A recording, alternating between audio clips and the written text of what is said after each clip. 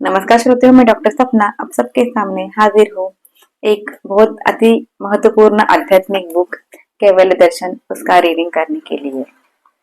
सर्वप्रथम इनके जो गुरु है महाअवतार बाबा जी के साथ लहड़ी महाशय युक्तेश्वर जी गिरी और परमहंस योगानंद, इन सबका आशीर्वाद लेंगे, इन सबके एनर्जी से कनेक्ट करेंगे और एक स्वाध्याय सुनेंगे।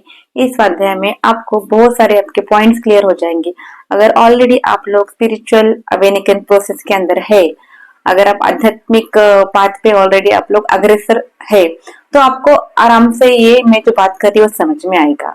इसके अंदर क्या है, मैं 3 सूत्र बताऊंगी आज जो आपको, ये तीनों सूत्रों के कारण आपको पता चलेगा कि कैसे मुझे प्रोग्रेस करना है। ठीक है, जब मुझे समझो डॉक्टर बनना है तो बचपन से पता चलता है मुझे डॉक्टर बनना है तो मुझे क्या करना पड़ेगा, तो मुझे अच्छे से पढ़ाई करना पड़ेगा, अच्छे कॉलेज में एडमिशन लेना पड़ेगा, मेडिकल कॉलेज में अच्छे से पढ़ने के बाद डिग्री डिग्री हासिल करने के बाद एक जगह देखना पड़ेगा और फाइनेंशियल भी देखना पड़ेगा। उसके बाद मुझे हॉस्पिटल ओपन करना पड़ेगा। तो मेरे टारगेट मेरा कंप्लीट मेरा दर्शन मैंने देखा कि मुझे I want to become a this person. अभी हम लोग अध्यात्म के अंदर आ गए, तो क्यों आ गए हैं? क्योंकि we want to relieve from this pain and sorrow. Basically मेन जो कोई भी आता है अध्यात्म के अंदर, उनको एक परमानंद खुशी की अवस्था प्राप्त करने की रहती है और दुखों से मुक्ति करने की रहती है, और जन्म मरण ये मृत्यु चक्र से बाहर निकलने की ये वो प्रयत्न करते हैं। अभी जब हमको आध्यात्मिक दृष्टिकोण से परमानंद स्थिति प्राप्त करनी है, तो सबसे पहले हमने क्या देखा इसके अंदर कि हमको स्थूल शरीर, सूक्ष्म शरीर और कारण शरीर की शुद्धि करना पड़ेगा। तो किस तरह शुद्धि करी हम लोगों ने? तो सर्वप्रथम हमने प्राकृतिक से जीवन शैली अपनाई है, जिसके कारण कि मेरा स्थूल शरीर का शुद्धि हो गया। नंबर दूसरा क्या है, स्थूल शरीर हो गया, सूक्ष्म शरीर की शुद्धि करने के लिए उन्होंने तप बताया है। तप यानी क्या? बैलेंसिंग ऑल द कंडीशन के अंदर हमको बैलेंस करना है, खुद के मन को कंट्रोल करना है। फिर मंत्र, मंत्र यानी क्या? तो जिससे कि हमारे श्वास के ऊपर नियमन प्राप्त हो जाए। इस तरह से गुरु के आदेश से हमको जो भी मंत्र करके हमें श्वास के नियंत्रण करना है। इस तरह से हमारा चुंबकीय शरीर या कारण शरीर की शुद्धि हो जाती है। अभी जब हमारी शुद्धि हो गई, ओके, तीनों शरीर की शुद्ध अवस्था होने के बाद अब उसको श्रद्धा चाहिए। श्रद्धा युक्त रहे तो इसको सदगुरु की प्राप्ति होती है। शुद्धि, शुद्धि के साथ श्रद्धा, श्रद्धा मुझे डॉक्टर बनना ही है, ये जो मेरा विश्वास है, उसके साथ मुझे पढ़ाई अच्छे से करनी है। इन दोनों का जो कॉम्बिनेशन होता है, और जब मुझे गुरु प्राप्ति होती है यानी अच्छा कॉलेज प्राप्ति होती है, तब अच्छे डॉक्टर बन सकते हैं। उसी तरह से जब शरीर का शुद्धि हो जाता है, मन पे अच्छे से कंट्रोल आता है, और फिर मेरे बंधन से मुक्त हो जाती हूँ मैं। उसके बाद सदगुरु का सानिध्य प्राप्त होता है, तो ऑटोमेटिकली सीढ़ी है, एक एक सीढ़ी चल रहे हैं हम लोग। अभी क्या है, वही श्लोका के अंदर है कि किस तरह से मुझे प्रमोशन करना है। आध्यात्मिक अवेकनिंग प्रोसेस के अंदर मेरा प्रमोशन हो सकता है, आपका प्रमोशन हो सकता है, हम लोग सब लोग साथ में चल रहे हैं ना। तो बताया उन्होंने सूत्र नंबर 6 के अंदर, श्रद्धा युक्त सदगुरु लाभ तथा प्रवृत्ति तदेव प्रवर्तक अवस्था का जीवस्य। अभी जीव यानी व्यक्ति का प्रवर्तक अवस्था प्राप्त होती है कब? श्रद्धा युक्त को सदगुरु की प्राप्ति होती है। शुद्धि, शरीर शुद्धि के बाद जब वो श्रद्धा युक्त रहता है, तब उसको सदगुरु की प्राप्ति होती है। उनके उपदेश के अनुसार वो साधना शुरू कर देता है, उनके उपदेश के अनुसार वो पढ़ाई चालू कर देता है, साधना चालू कर देता है, और इस अवस्था को उसको प्रवर्तक कहा जाता है। प्रवर्तक यानी क्या? किसी भी चीज की ओके निर्माण की योजना बनाना और उसको वास्तविक रूप देने वाला व्यक्ति को प्रवर्तक कहते हैं। समझो, कंपनी का निर्माण करना है, उसके लिए योजना बनानी है और उसके वास्तविक रूप देने के लिए एक मेन रहता है आदमी। ठीक है, तो it is this is called as creator और प्रमोटर।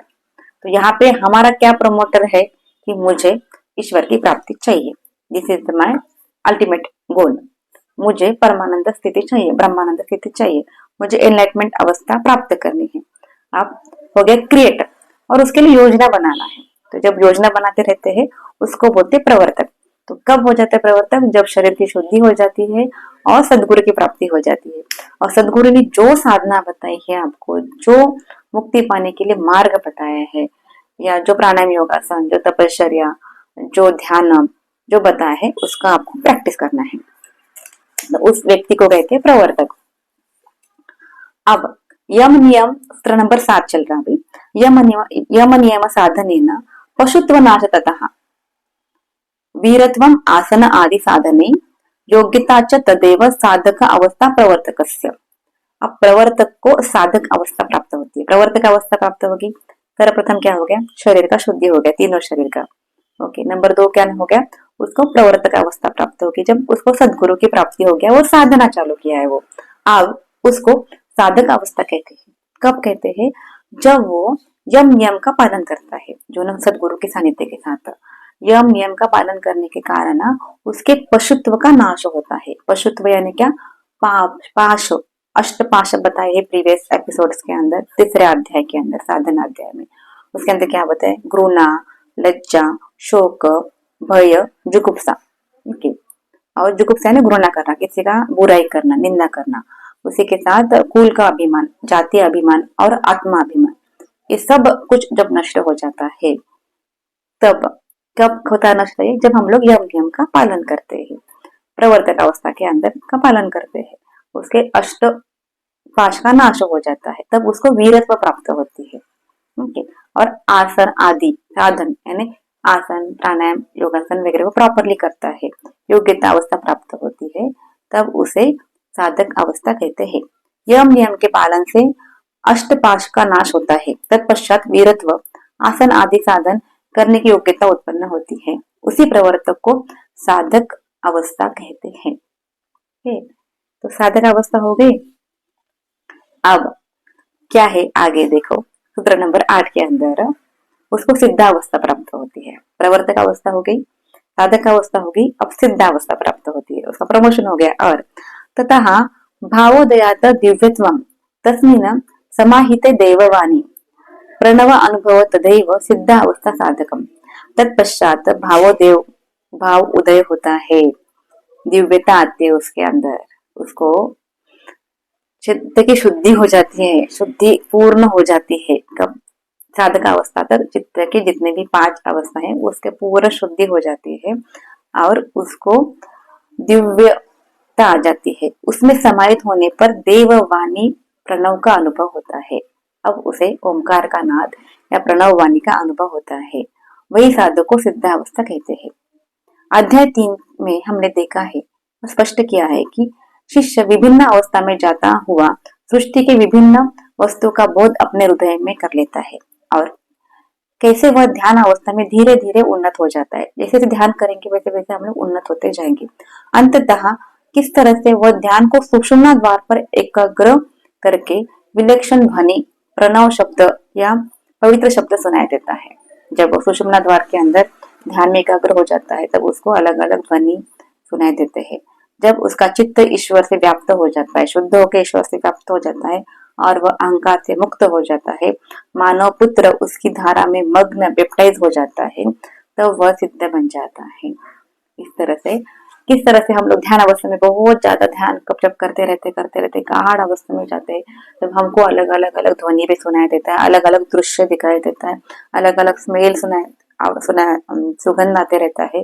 ये सब कुछ अवस्था, उस अवस्था को सिद्ध अवस्था कहते हैं, यानी we are very near to the our गोल।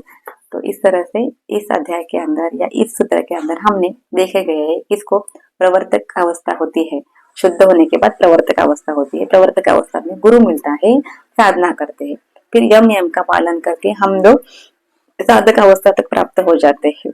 हमारे सभी जितने भी बंधन है उससे हम लोग मुक्त हो जाते हैं और बाद में सिद्धावस्था में पता चला कि हमको सिद्ध हो रहे हम लोग, अभी हम लोग बहुत नजदीक आ गए हैं किसके, मुक्ति पाने के, तो कैवल्य प्राप्ति करने के। तो बचे हुए सूत्र नेक्स्ट अध्याय में लूंगी। होप सो आपको ये अध्याय समझ में आ रहा है और आप उसी आध्यात्मिक प्रगति में चल रहे हैं। धन्यवाद कहना चाहते हैं आप सबका, इस तरह से जुड़े रहिए और अपना ध्यान कंटिन्यू करते रहिए।